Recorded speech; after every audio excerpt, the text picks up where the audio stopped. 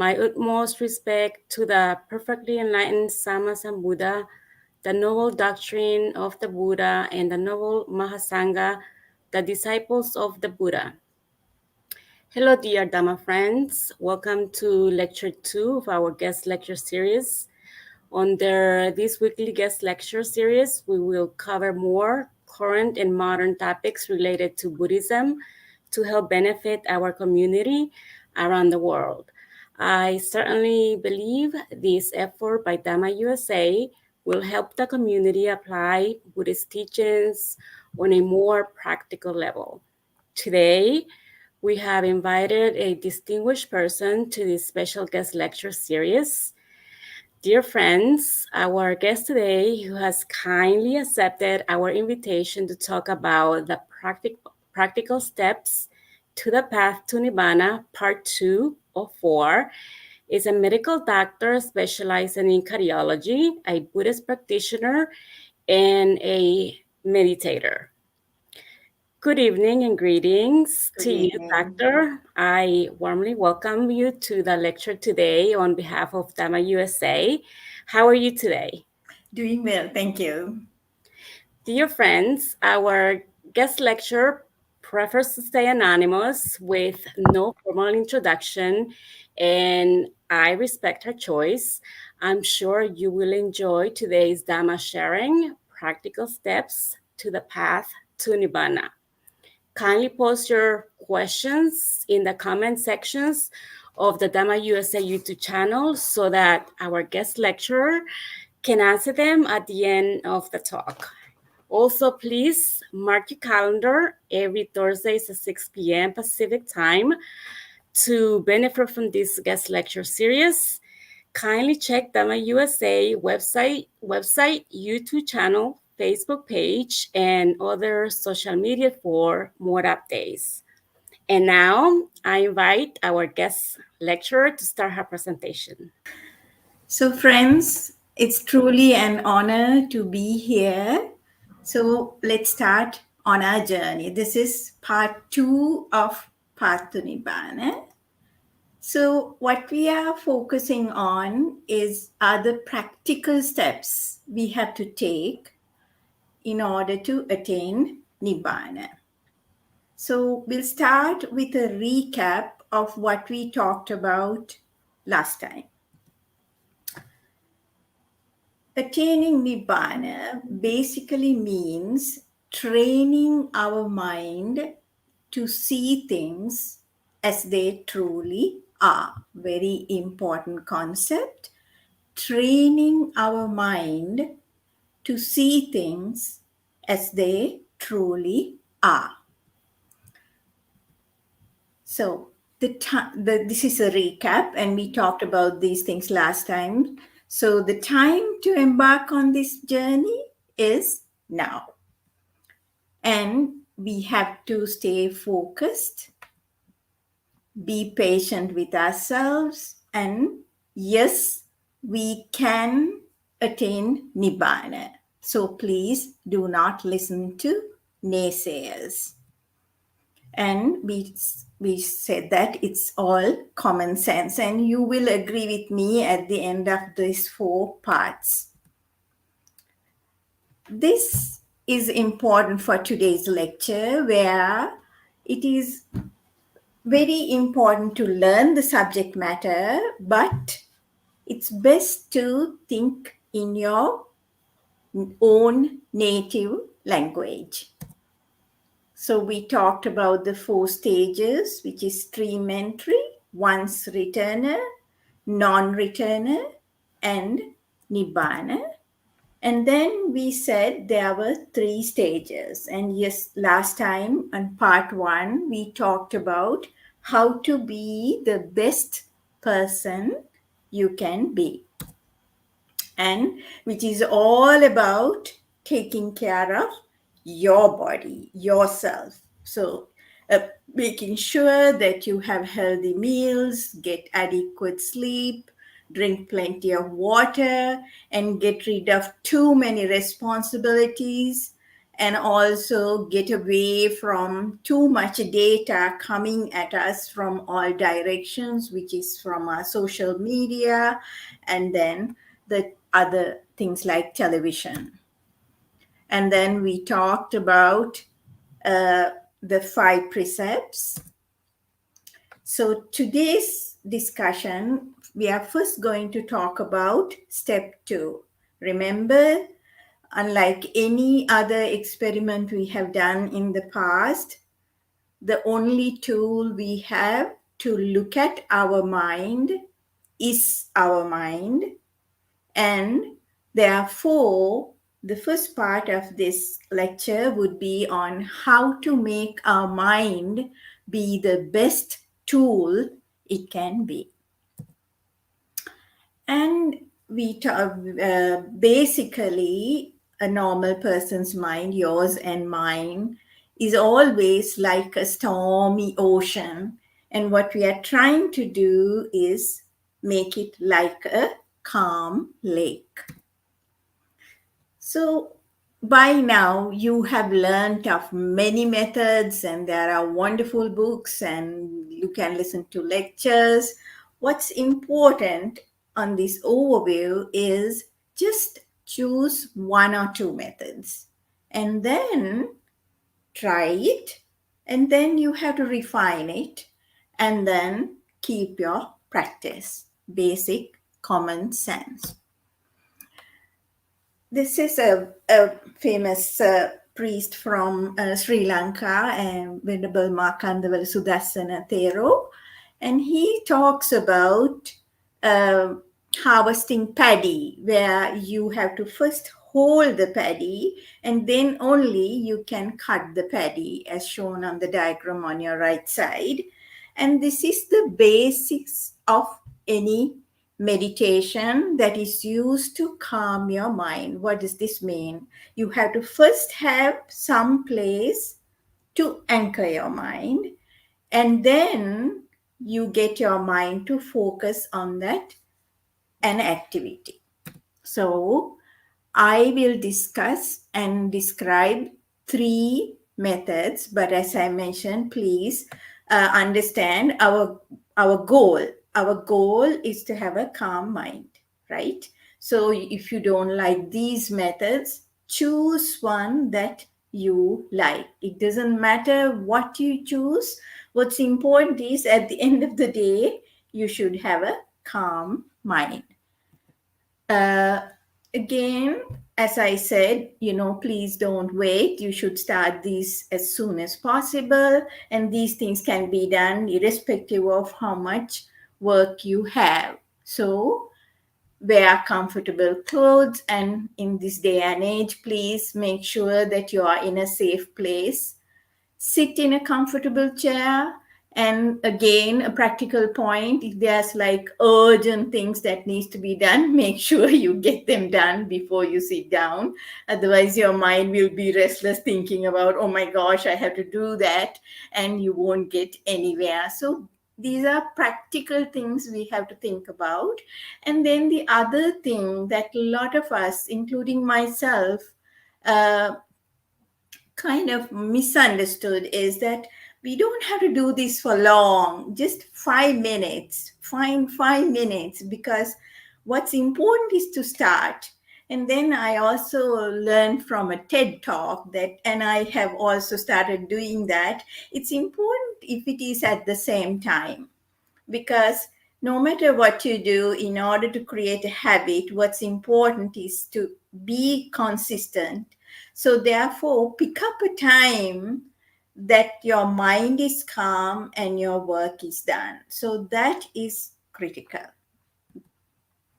Now, in the Buddhist tradition that I grew up in, which is in Sri Lanka, basically we pay homage to Buddha, Dhamma, and Sangha, and then we recite the 5 precepts. And this is something I personally do because, there is so much responsibilities we all have. So I just close my eyes, I take a deep breath and let it out slowly. And then I tell my mind, okay, I want you to put aside all the worries and all the stresses, and more important, all the things that in our things to do list that we all carry in our mind, and say, okay, for the next 10 minutes or whatever the length of time, I am going to give myself permission to put all that aside and just focus on one thing. Okay, so please just do a little bit, even a couple of minutes is okay. What's important is to start doing something. Now, this, even if your mind is super restless, this is one that you can start immediately. This is Venerable Ajahn Brahmwansathero's technique. He suggested, sit comfortably, close your eyes. And I personally prefer to anchor my mind with my eyes closed somewhere in front of me. And then with your mind, you repeat these two phrases. One is be in the present, and the second one is be kind. So you're relaxed and you just keep saying that. You don't say it with your mouth, you say it with your mind.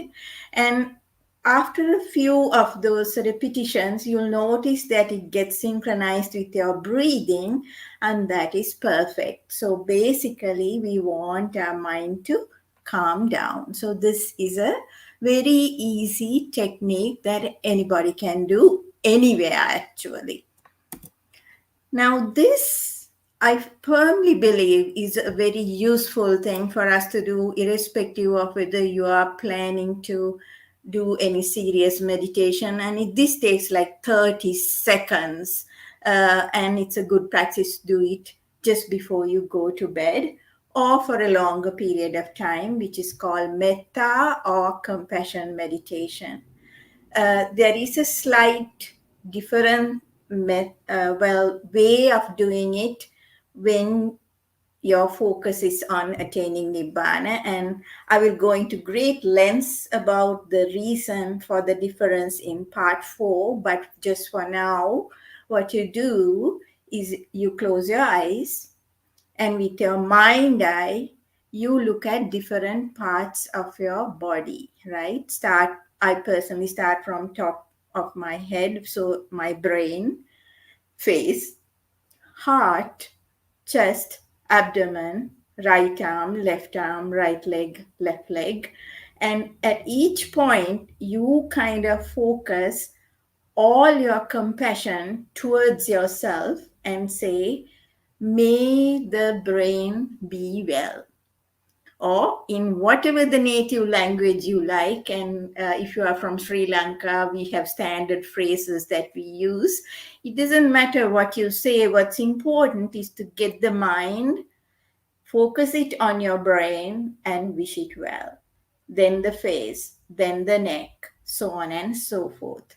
Now, usually when we were kids, we were taught to say, may my body or may my brain be well. You will understand why I'm saying this now. You won't understand why I'm saying this now, but in the fourth part you will. Delete the word my from that and just say, may the brain be well. May the face be well. May the heart be well, so on and so forth. And then once you've gone through your body, say, may the mind be well. Delete the word my mind, okay? And then you can do like 3 sessions of that, 3 circles. And then you will notice that slowly your mind will start calming down. All we want is the mind to calm down, okay?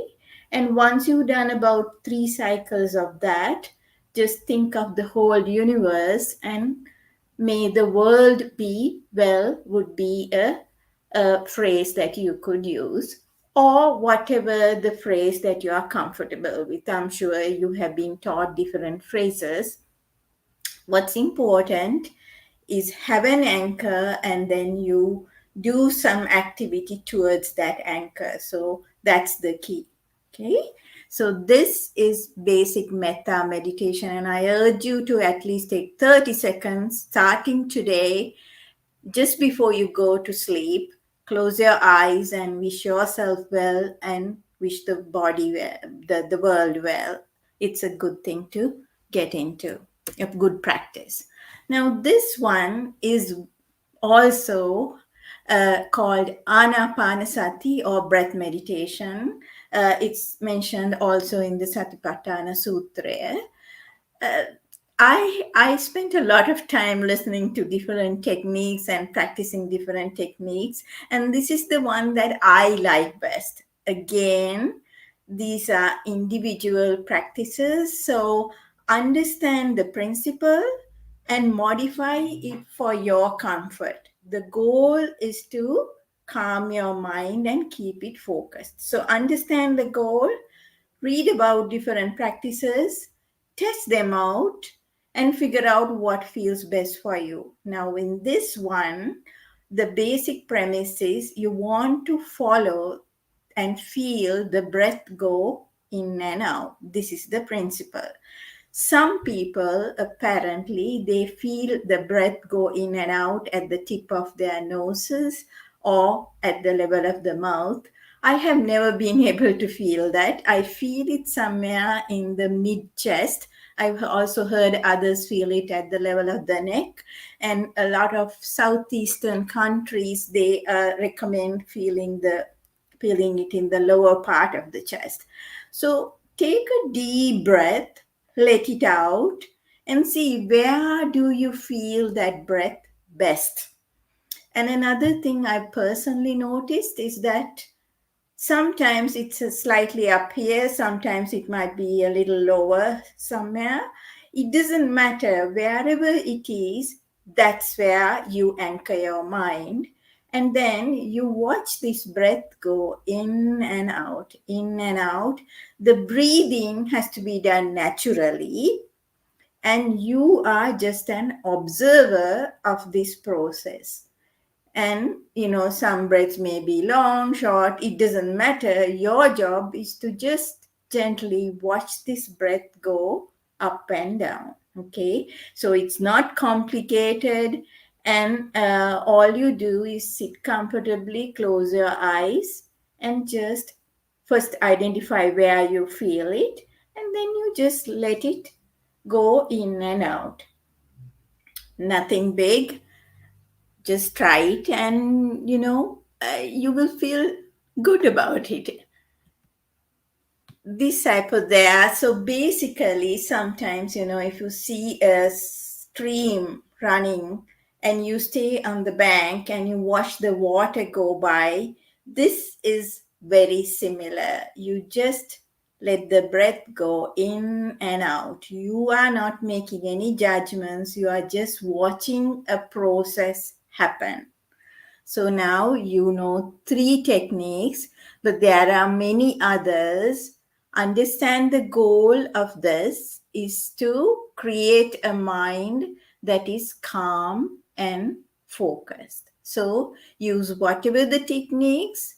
I personally do a little bit of metta or compassion meditation, followed by a little bit of the breathing or the anapanasati meditation. So that's what I do, but it doesn't matter what you do.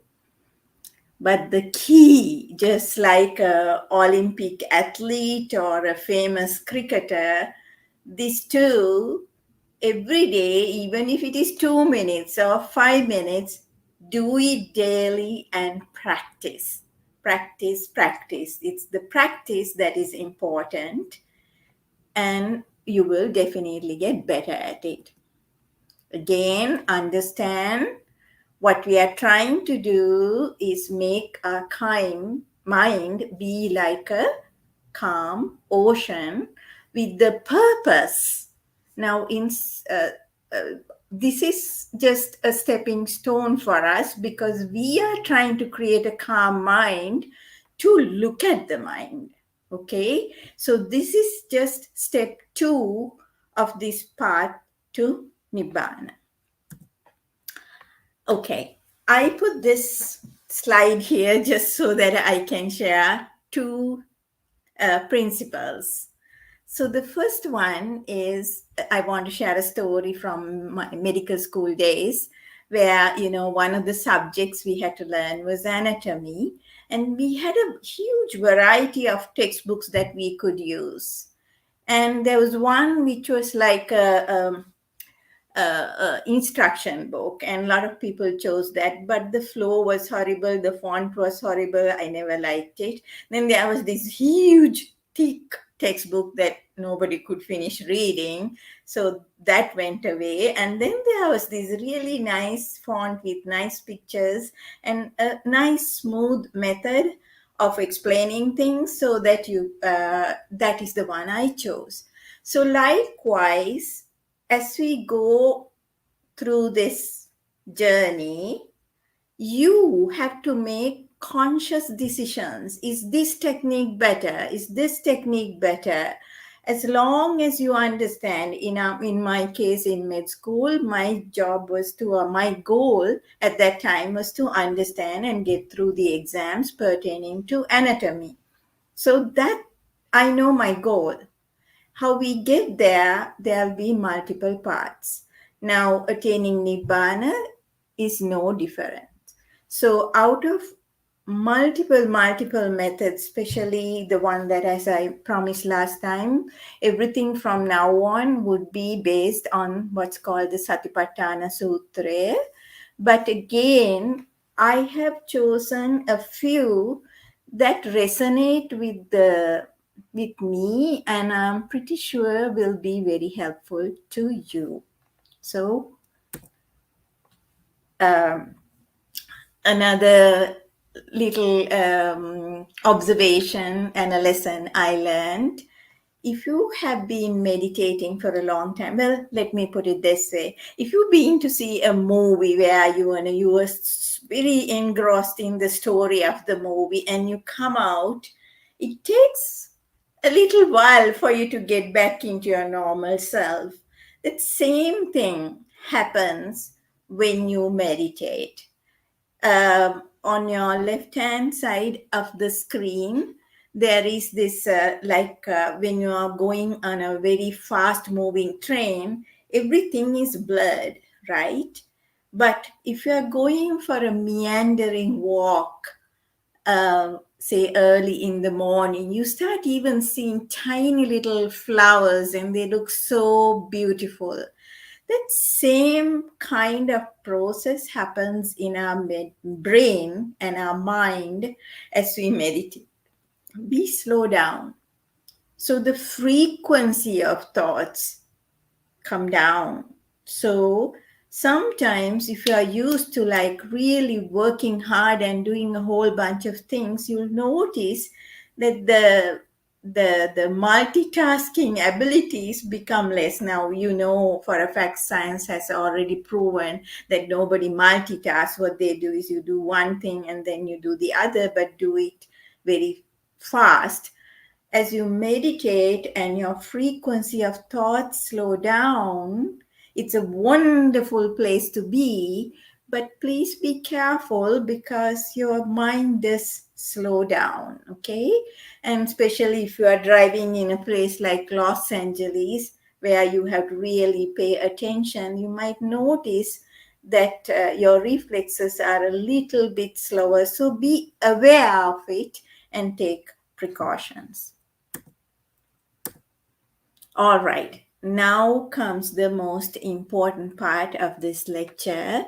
We are going to talk about what exactly are we going to do to train our mind so that we can start seeing things as they truly are. Okay, first I'm going to share a few theoretical concepts, and some of these we've already started talking about in part one. So the first, as I said, we will share a concept, and then remember Lord Buddha said we have to check it ourselves. So I'll share a couple of techniques where you through meditation, will look at whatever the concept that we are talking about and confirm for yourself that that is accurate. Once you have confirmed and now you know that this is the correct thing, now comes the training of the mind by repetitive practice of that same uh, fact or the technique until it becomes a habit.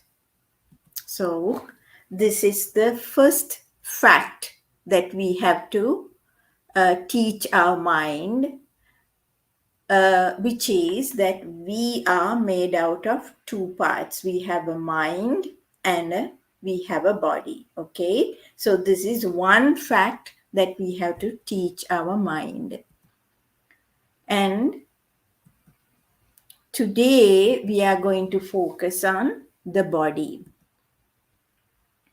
One of the important things about our body is that it's an autonomous thing. We think the body belongs to us. And I'm going to prove to you the body does not belong to us. And you will also realize the truth of this thing.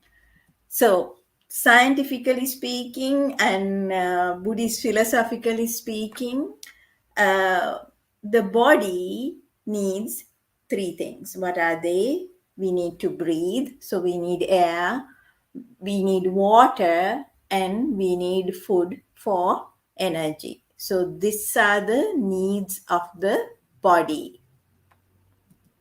And this truly amazed me. Many thousand years ago, Lord Buddha, with the analytical mind, came up with these, and science has also proven the same thing, and it is amazing. So there's five things that influence our body. What are they?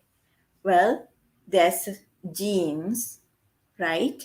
And then the second thing is the environment that surrounds the body, not just the seasons, the whole environment will affect our body. Then there is a concept called cause and effect. And very simply speaking, um, uh, let's say, I mean, as a medical doctor, we see these all the time. If you eat a whole bunch of hamburgers, what will happen to you is you'll become obese, right? So the cause was the hamburger, eating a whole bunch of them. The effect is that you became obese. So it's a very simplified way of talking about the concept of cause and effect. We'll go into different depths of it as we go by, but for this cause and effect, that's the basic meaning. Okay, and then we have natural cycles. All of us were born, then we went to school, and then got older, and then we will get very sick, and then we will die. This is going to happen to all of us, and that is a natural cycle of life. And then the final thing that influences our body is our own mind. So there's five, and they are called niyama dharma. Genes is called bija niyama. The environment is called utu niyama, and then cause and effect is called kamma niyama. Natural cycles is called dhamma niyama, and the mind is called chitta niyama. So, the body is an autonomous thing that can be influenced by these. Now, another concept. If we scientifically or Buddhist philosophically look at the body, and again, remember I told you, let's use native words and native language so that we understand these concepts. Sometimes trying to use exotic words defeats the purpose because we are trying to train our mind. So use words that resonate with you. Okay, so if we look at our body, we have solids, we have a lot of water in our body or liquid, we breathe air, so obviously we have air. And then some of us who have done science, we know that we have energy inside. So solid, liquid, air, energy is what our body is made out of. And um, the the Pali words are Apo, Patavi, Apo, Tejo, Vayo. So, but I personally use solid, liquid, air, energy. But use whatever resonates with you. Use words that are meaningful to you rather than some unknown exotic word. Okay. Now, it is very obvious that our body is made out of these four elements, right? So, solid, liquid, air, energy. But what about everyone else? If we pause and think for a moment, we'll notice that everyone else's body is also made out of these four elements. And then, if we look at a tree outside, guess what? They too have solid, liquid, air, energy, but in different proportions. Any inanimate object, same thing. In fact, the whole world is made out of these four elements. And that is the next fact. Okay. Now, we talked about the robo in our previous lecture, but just to make it complete, if we look at a robo, they have things that look like eyes, they have things that look like ears, and what happens is data is from the outside world is brought in through these devices into a computer processor. There it is analyzed, and then they make conclusions. And then through an algorithm, for example, the robo on the right side of your screen has got something that looks like legs, and the algorithm might make it walk, right? So now let's look at us. We too are very similar to this robo. We too have sensory organs which take data from the outside and bring it through the body to the mind. Okay. And then the mind will interpret the data and create new thoughts and actions. And then it's the mind that makes the body carry out these actions. Okay. So the sensory organs we have are the eyes, the ears, the nose, the tongue, the skin. And in the Buddhist philosophy, the mind is considered a sense organ, but we'll put that aside for now. We will talk about that in next part. But all these sense organs bring data to the body via the body into the mind. Mind, using certain algorithms, will interpret the data and create new thoughts and actions, and then will instruct the body to carry them out. Okay, that's the next fact. So now I'm going to remind you and recap these four concepts. What are they? Number one, we have a mind and a body. I'm sorry, when we uploaded the slides, they are a little bit out of sync and the fonts have changed. I'm sorry about that, but you can still see them. So this is number one. We have a mind and a body. Okay, that's number one. Number two, our body is made out of four elements: solid, liquid, air, energy. Number three, everything else, whether it's someone else, a tree, an inanimate object, or the whole universe is also made out of these four elements. But the proportions in those will be different than our body. And then the last thing is about how the body and the mind interact with each other. So these are the concepts that now we understand theoretically. Now we have to be like scientists now. And what we have to do is find a method of using our mind to look at the mind and confirm the accuracy of these data. And then we have to keep repeating that exercise until it becomes second nature to us. Okay. Now, before we go forward, if you are in a safe place to close your eyes, please close your eyes and just with your mind eye, say your name. When you say your name, you will visualize this big blob, right? It is not two separate entities. You are not, when you say your name all at once, you don't see your body as a separate entity and you don't see your mind as a separate entity. But in truth, now you can open your eyes. In truth, we learned just now, and if we really look at our body, we can see that our body is different from our mind. So now we have to get our calm and quiet mind to look at the body and look at the mind and see that they too are two separate entities. So this is um, the meditation that we will be doing.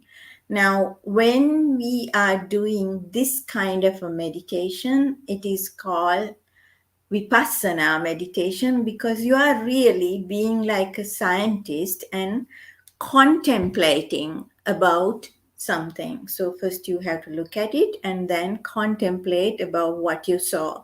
That process is what they call Vipassana.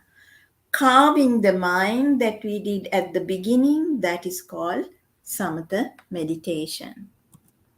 So now we know the concept and here we go. How are we going to observe our mind to see whether what we learned is true? As I said, there are many techniques and this is just one technique. Very important to know this. There are many techniques. This is one technique. Okay, again, you sit comfortably, be in a safe place, make sure all your urgent tasks are done for the day, and then you relax. You pay homage to Buddha, Dhamma, and Sangha, and then observe the 5 precepts.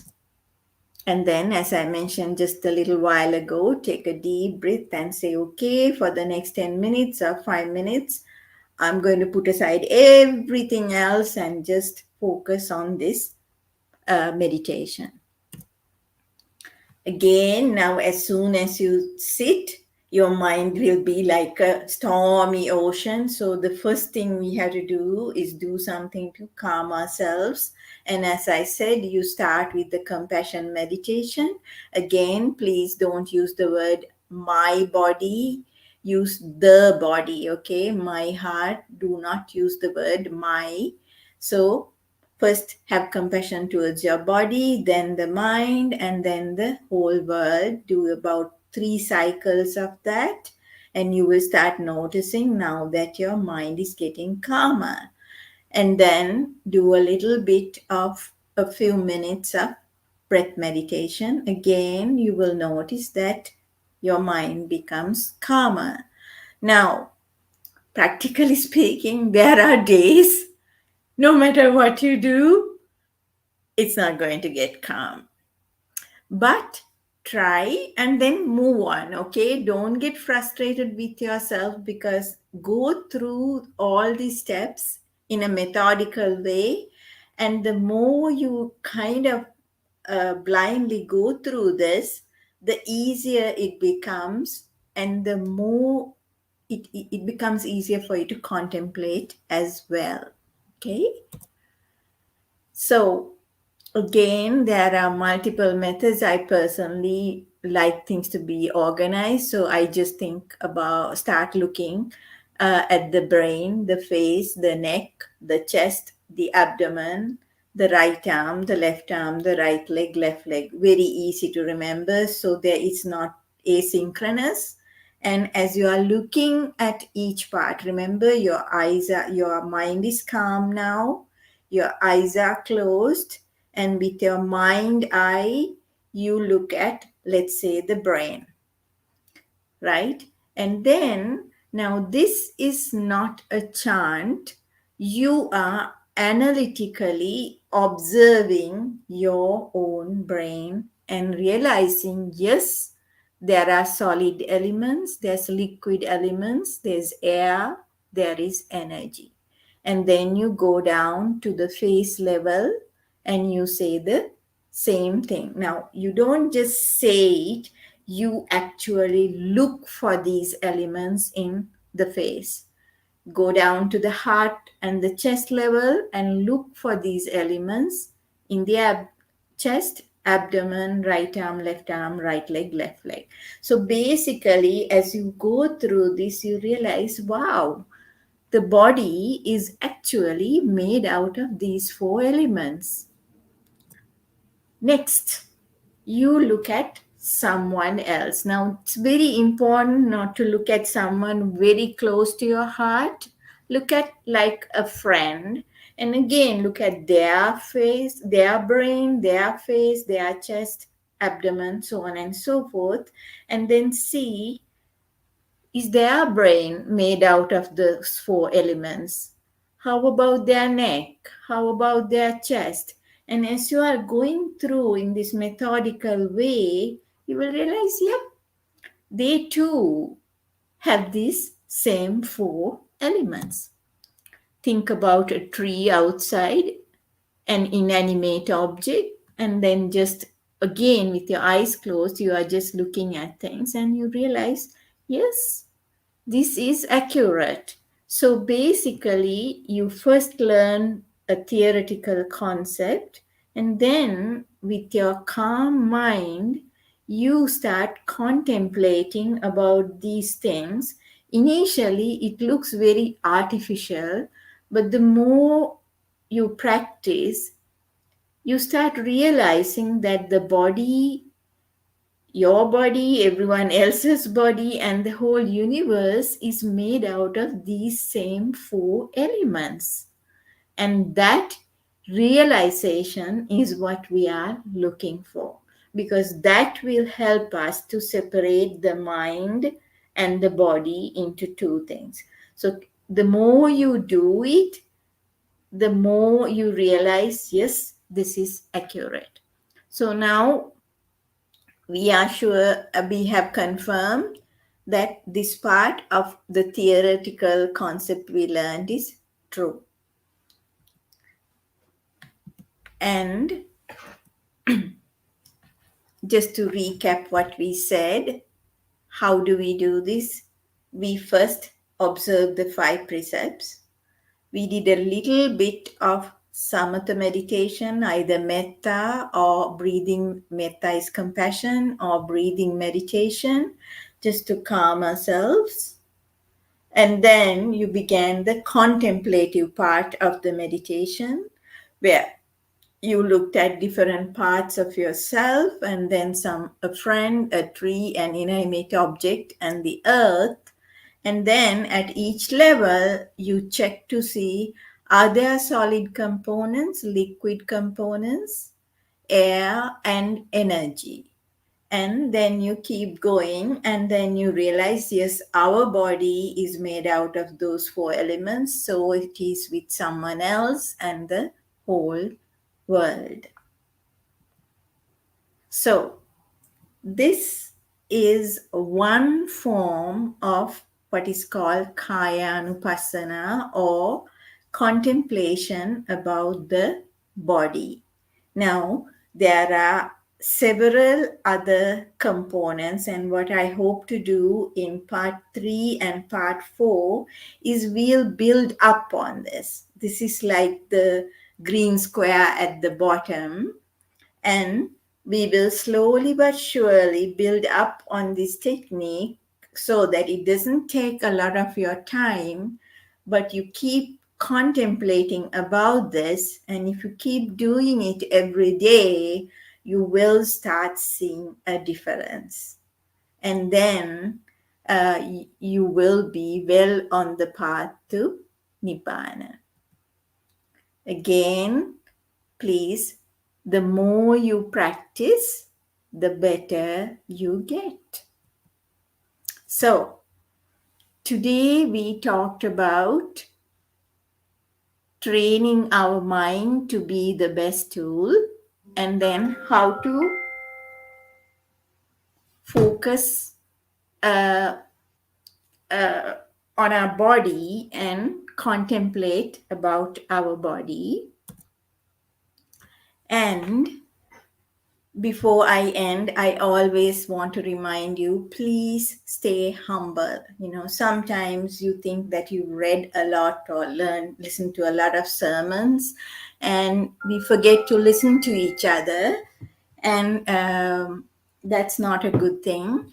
Always stay humble, keep learning, keep contemplating, and more important, share your knowledge and help and nurture each other, because that too is very important.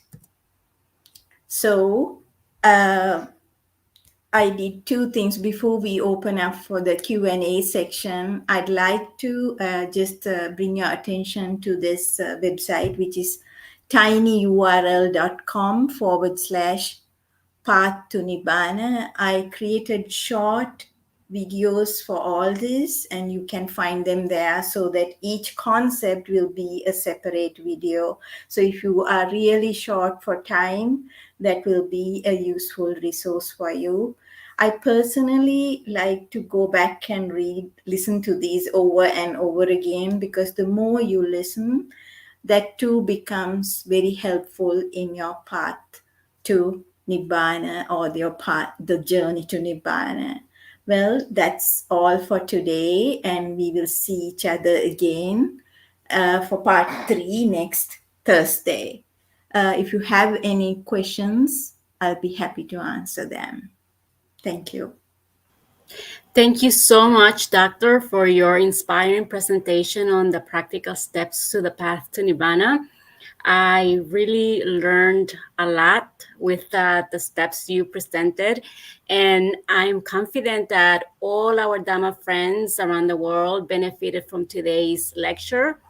And we will take up questions now and encourage you to post your questions through the Dhamma USA YouTube channel.